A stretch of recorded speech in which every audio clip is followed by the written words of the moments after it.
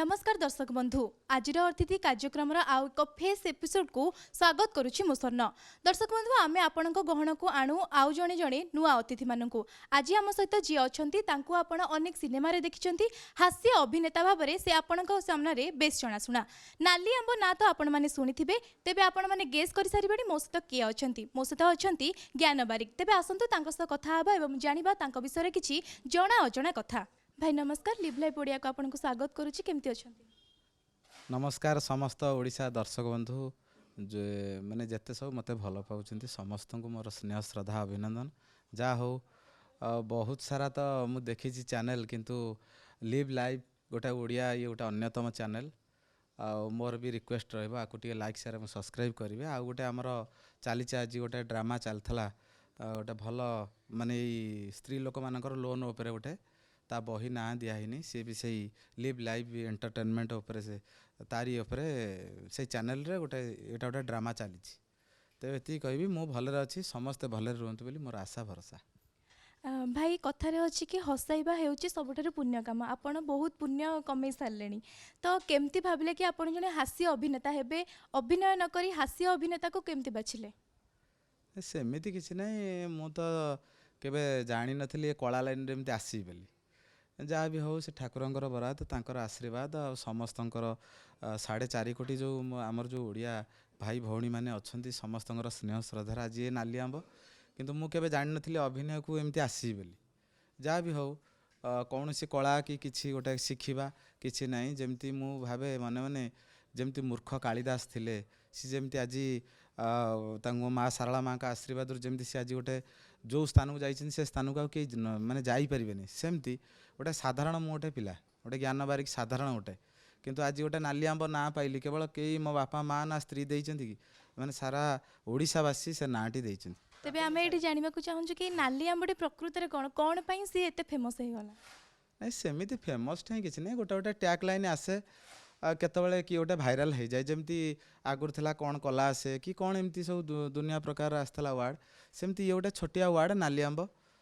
मत सेमती समस्ते चिड़ाती से गोटे स्टोरी भितर थिला आ समस्ते समस्त चिड़ेले ओडिशावासी ता भितर मु हाइलाइट हो गली केतबेले मु भी जानि पारले। किंतु अभिनय भितर बहुत करछि। 22 वर्ष हो गला 19 रु ये हो गला 2024 तारी भितर मोर यात्रा चली। पाठपढ़ा तो माने सेठी +3 एंड करी MA करथिली। आउे आउ एते फोकस न दे कला लाइनटा तो कौन टाणी नेला। तापर भी OBPI रे चाकरी करथिली, गवर्नमेंट चाकरी करथिली, ताकू भी छाड़देली। किंतु जहाँ भी हो समस्तंकर स्नेह श्रद्धा आशीर्वाद थिला बेली आज मु भलरे अच्छी। किंतु मु भाभी ए लाइन रे जो भली परिस्थिति जहाँ चली चलिबा भारी कष्टकर। किंतु मु चाहूँगी मो लाइफ रे जहाँ घटी जो मोर युव गोष्ठी मैंने आसुच्चंदी मो भाई भौणी मैंने आसुच्चंदी कला जगत को से मैंने केमिति हैरान न होंतु। जदि मो द्वारा किसी साहाय्य हो पारिबो ए कला लाइन मु निश्चित साहाय्य करी। किंतु बहुत बाधा विघ्न ए लाइन रे अछि। आपण अनेक सिनेमा करिसंती, यात्रा रे मध्य काम करिसंती, स्टेज शो भी करिसंती। आपण को कोन लागुची जो सिनेमा करूथिले टीवी परदा आपण को अधिक फेमस करिछि, अधिक परिचय करिछि, ना जो सोशल मीडिया यूट्यूब आछि सी आपण को अधिक परिचित करिछि लोक मानक सामने? सेमिति काहाकू मु माने कहि परिबिनी जे सबु जगह समस्ते ठीक अछंती। मु को जगार फिट हो पारि सेटा गोटे बड़ कथा। तार मते नेइकिरी जो डायरेक्टर यूज करबा कथा होची सबु जगार मु तो बहुत डायलॉग मारिछि। गोटे डायलॉग थिला जे कर्म करि चल फल तो छत्र बजार मिलुछि, ये गोटे टैग लाइन थिला। सेटा काई धइलानी किंतु तार भी गोटे गीत हम, किंतु सेमिति कहि हबनी।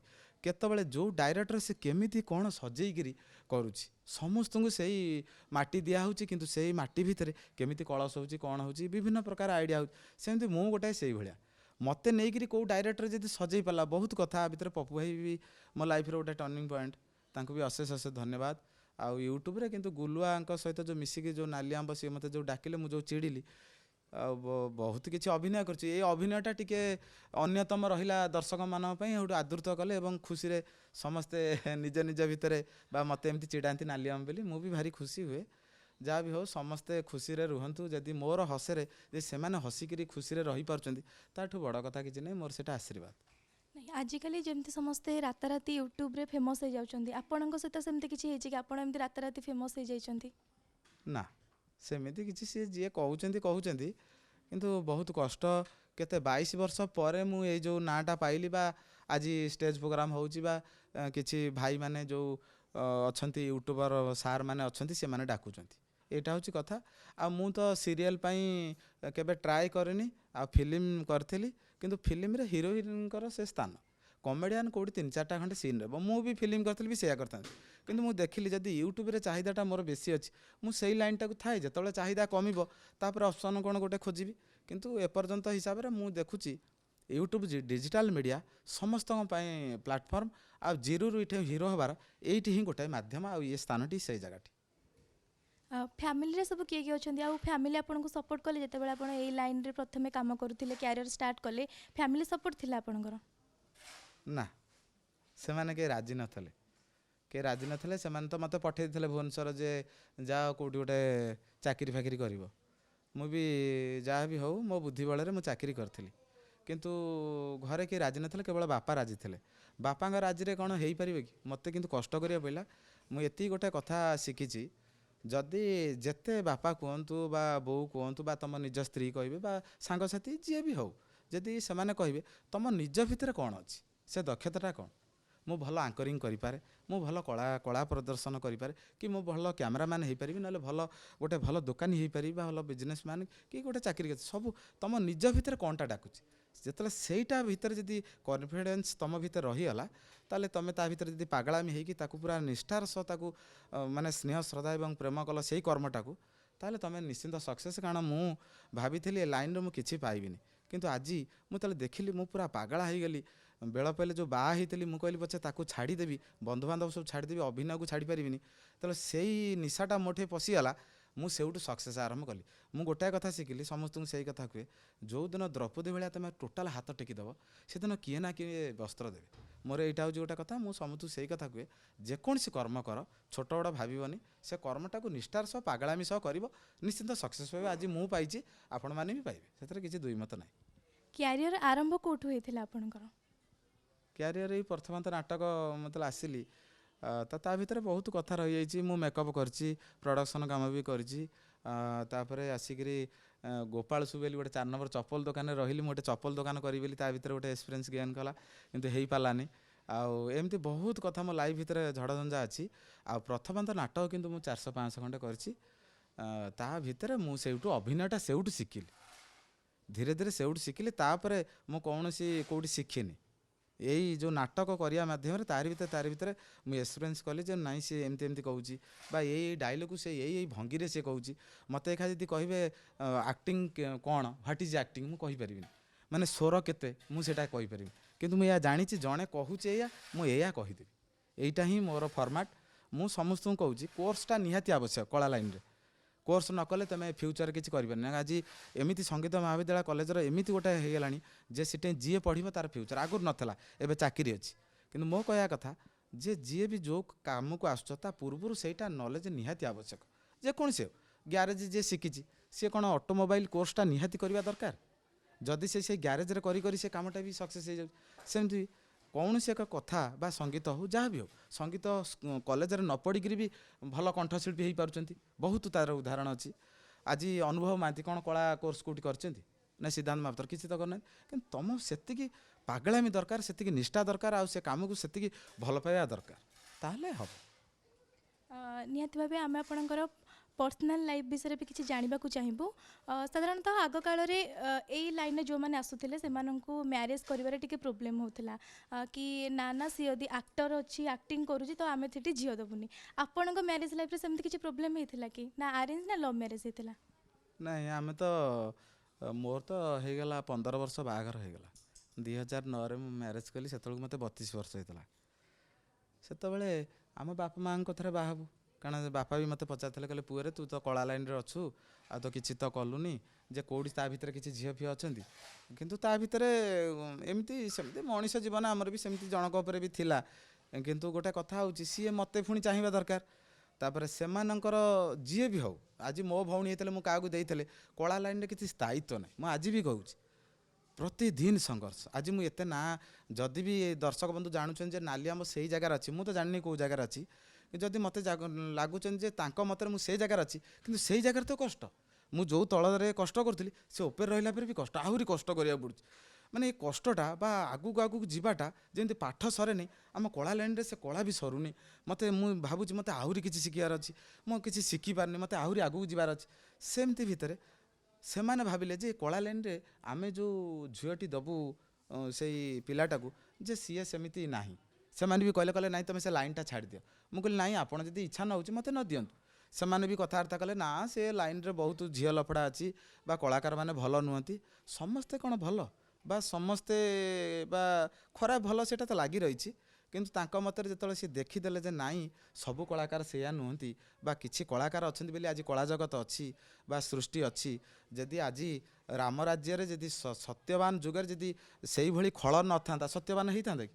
ସେମିତି ସବୁ ଜାଗାରେ ଉତ୍ଥାନ ପତନ ସୁଖ ଦୁଃଖ ଏମିତି ଲାଗି ରହିଛି। କିନ୍ତୁ ମୁଁ ଏତିକି କହିବି, ମୁଁ ବି ବହୁତ ଷ୍ଟ୍ରଗଲ୍ କରିଛି, ମୋତେ ବି କେହି ଝିଅ ଦେଲେନି।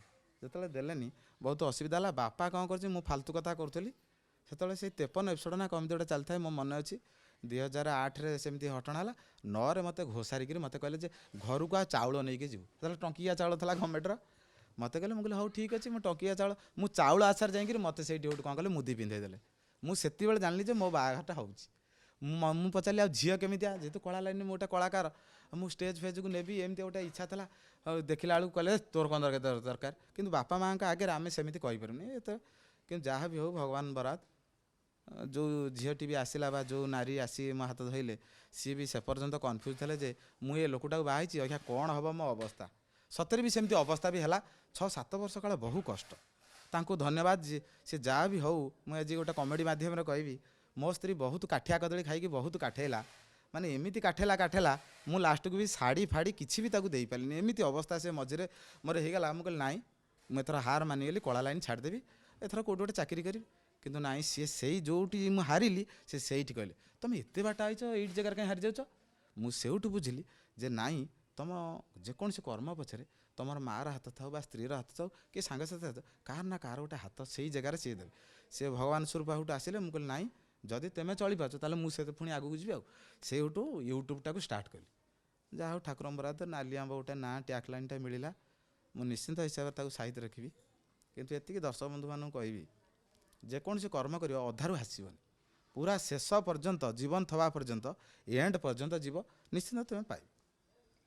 ଦର୍ଶକମାନଙ୍କୁ ଆପଣଙ୍କର କିଛି ଖାସ୍ ଡାଇଲଗ୍ ଶୁଣାନ୍ତୁ। ଏଇ ତ କମେଡ଼ି ତ ବହୁତ କଥା ମୁଁ କରିଦେଇଛି। ସେମିତି ହଠାତ୍ ତ ଇଏ ଗୋଟାଏ କେଉଁଠି 2 ସେକେଣ୍ଡ କି ଗୋଟାଏ ସେକେଣ୍ଡର କଥା ନୁହେଁ। ବହୁତ କଥା ମୁଁ ବି ଇଏ କରିଛି। ଏତିକି କହିବି, କମେଡ଼ି ତ ଜାଗାଟା ସେଇଆ ନୁହେଁ, ତା'ର ଗୋଟେ ଜାଗା ଥାଏ ଯେ ମିନିମମ୍ 10-15 ମିନିଟ୍ କି 5 ମିନିଟ୍ ନହେଲେ କମେଡ଼ିଟା ଇଏ ହୁଏନି। ଏତିକି କହିବି, ସମସ୍ତେ ଭଲ ପାଆନ୍ତୁ ମୋତେ, ଆଉ ମୁଁ ବି ଆପଣମାନଙ୍କୁ ସେତିକି, ମୋର ଜିଅନ୍ତା ଭଗବାନ, ମୋର ଦର୍ଶକ ବନ୍ଧୁ ନୁହନ୍ତି, ଜିଅନ୍ତା ଭଗବାନ। ମୁଁ ଏତିକି କହିବି, କର୍ମ କରିଚାଲ, ଫଳ ତ ଛତ୍ର ବଜାରରେ ମିଳୁଛି। ଗୋଟେ ନୂଆ ଟ୍ୟାଗ୍ ଲାଇନ୍, ସେଇଟା ଧରିନି, ନିଶ୍ଚିନ୍ତ ହିସାବରେ ଧରିବ।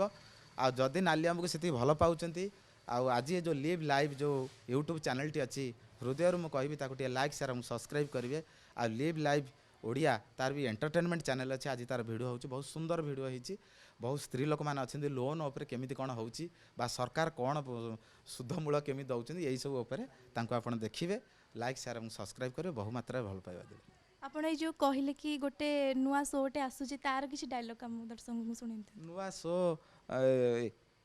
ଏଇଟା ଗୋଟେ ୟୁଟ୍ୟୁବ୍ ମାନେ ଗୋଟେ ଭିଡ଼ିଓଟେ, ମାନେ ଯେମିତି କମେଡ଼ି ଯେମିତି ନାଲି ଆମ୍ବ ଆସିଥିଲା ସେମିତି।